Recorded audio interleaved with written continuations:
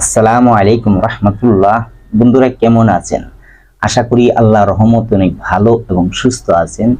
দেশে এবং প্রবাসে যে যেখান থেকে ভিডিও দেখছেন আপনাদেরকে অসংখ্য ধন্যবাদ জানাই। আজকে আমি এমনই একটি আমল আপনাদের মাঝে শেয়ার করব, যে আমলটা আমার ব্যক্তিগত বিষয় থেকে শেয়ার করব। আমার অনেক বন্ধুরাই কমেন্ট করে থাকেন যে আমরা পরীর দেশে যেতে চাই বা পরীর দেশের খানা খেতে চাই, পরীরা দেখতে কেমন বা তাদের রাজ্য কেমন। কারণ অনেক বন্ধুরাই পরী হাসিল করতে পারছে, তার মাঝে একজন বন্ধু সে পরীর দেশে যাইতে পারে আর অনেকজনই পরী দেখতে পারে। তো বাকি কিছু মানুষই বলে যে আমিও পরীর দেশে যেতে চাই, যে ওরা কিন্তু হাসিল করছে, পরীর দেশে যাওয়ার আমল কিন্তু করে নাই। একজন শিষ্যকে আমি দিয়েছিলাম পরীর দেশে যাওয়ার আমলটি, সে আমল করে পরীর দেশে যায় চকলেট নিয়ে আসছে। দেখবেন আমার কমেন্টে কিন্তু অনেক আছে। তো সে পরীর দেশে যে চকলেট আনছে, পরীর সাথে খানা খাইছে, পরীকে দেখতে পারে। যাক আলহামদুলিল্লাহ, তার বয়স কিন্তু বেশি না, মাত্র 17 বছর, এই লেখাপড়া করে, উত্তরবঙ্গে বাড়ি। যাই হোক, সে জানতে চেয়েছে বা অনেকেই ওর দেখা দেখি আরো অনেকেই জানতে চেয়েছে যে পরীর দেশে যাব কিভাবে, কিভাবে পরীর রাজ্যে যাওয়া যায়। এই বিষয়ে একটি ভিডিও নিয়ে হাজির হয়েছি। আমি কিন্তু 20 বছর আগে পরীর দেশে গিয়েছিলাম। আমি এখনো যাই, কিন্তু আপনাদের মাঝে বলি না। আমি মাসে 2-3 বার যাওয়া পরে, কিন্তু আপনাদের মাঝে আমি বলি না, কারণ গোপন কথা, গোপনই থাক।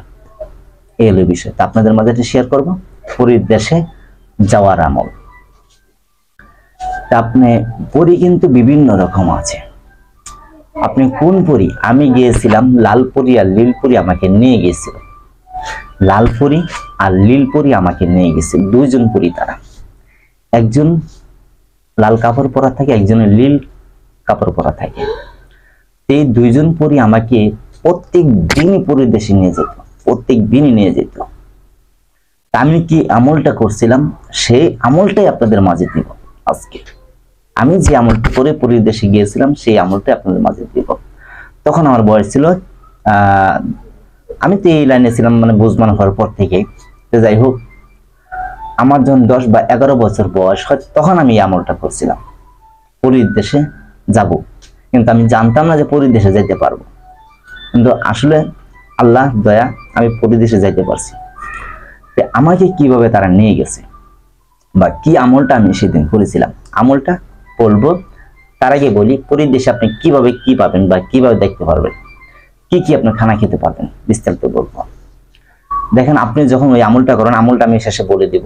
অবশ্যই ভিডিওটা স্কিপ করবেন না, স্কিপ না করে পুরো ঘটনা আপনি জেনে নেন, যে আপনি যাওয়ার পর কি কি ঘটনা ঘটবে। আপনি পরীর দেশে যখন যাইবেন, আপনি কি কি ঘটনা ঘটতে পারে, আপনি কি কি খানা খাইতে পারেন, এই বিষয়টা কিন্তু জেনে নেন, তারপরে আমলটা দিব।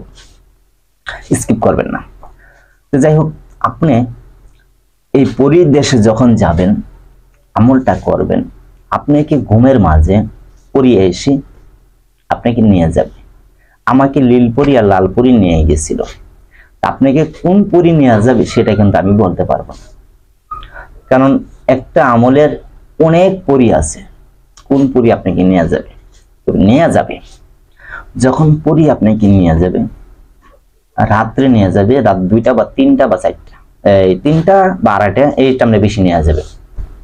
আসবে, আসে আপনার ঘরে দাঁড়াবে, আপনি সব দেখতে পারবেন। তো ঘরটা হতে হবে আপনার একা হতে হবে, কেউ সেই ঘরে থাকবেন, আপনি একাই থাকবেন।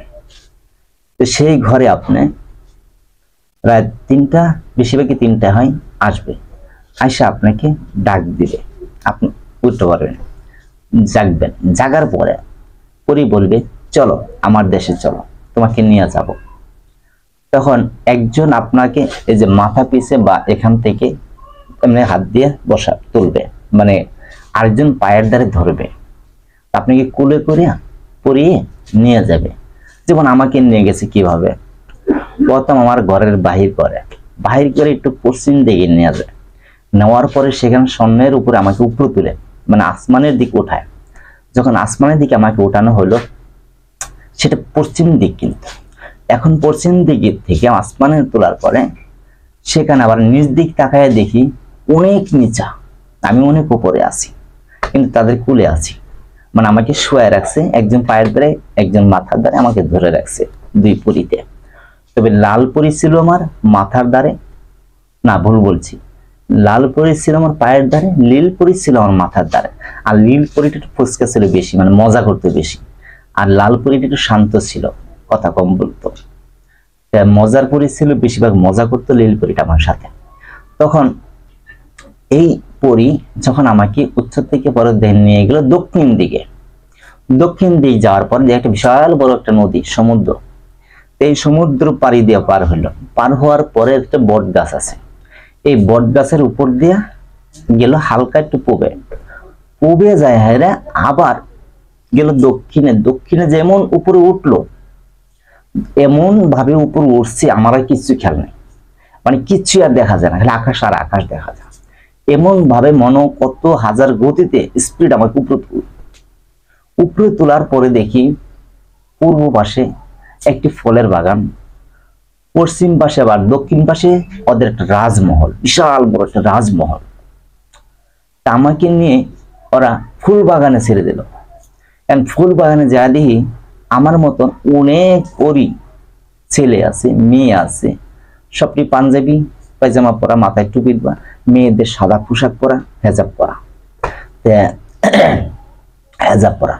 তখন আমাকে নিয়ে ছেড়ে দিল, আমি তো খালি দৌড় পারতাছি। ফল দেখি, আঙ্গুর ফল, মিষ্টি। মিষ্টি কিভাবে দেখছি, ফল তো গাছে অভাব নাই, গাছটি ছোট ছোট, বড় না। আর মিষ্টি দেখছি আমি কিভাবে, যে বিশাল বড় একটা, মানে দস্তরখানা বলা হয়, দস্তরখানা, যেটা ওই যে ইসলাম পন্থায় দস্তরখানা বিছিয়ে খানা খায়, ঠিক আছে, এটা মানে অর্থাৎ কাপড় বিছিয়ে খানা খাটা বলা হয় দস্তরখানা। তো বিশাল বড় একটা গোল আকারের দস্তরখানা। এই দস্তরখানা মধ্যে কম করে আপনার 2 থেকে 300 পরীর বাচ্চা, পরীর ছেলে মেয়ে, ছেলেও আছে মেয়েও আছে। তো আমাকে নিয়ে সেই পরীর যে ছেলে আছে তাদের সাথে আমাদের গোল আকারে বসেছে, দস্তরখানা গোল আকারে বসানো হয়েছে। আমাকে বসালো পরী, এই যে ছেলেগুলি আছে তাদের সাথে, আর মেয়েগুলি তারা আলাদা আছে, মানে একই জায়গায় গোল আকারে বসে, এক সাইডে মেয়ে এক সাইডে ছেলে। এই গোল আকারের ভিতরে আপনার ফল মিষ্টি, মানে কত প্রকার ফল বলা যাবে না, আমি বলতে পারবো না, আর কত প্রকার যে মিষ্টি আছে সেটাও আমি বলতে পারবো না। তখন ওখানে আমি কয়েকটা মিষ্টি আর ফল খাইছি। খাওয়ার পরে পরীদের সাথে, বাচ্চাদের সাথে একটু খেলাধুলা করলাম। নীল পরী আর লাল পরী গেল গান নাই। এইভাবে তখন খেলাধুলা করলাম। এখন আমি পূর্বে যাই, দেখি নিচে তাকালে কিচ্ছু দেখা যায় না, খালি আকাশ দেখা যায়।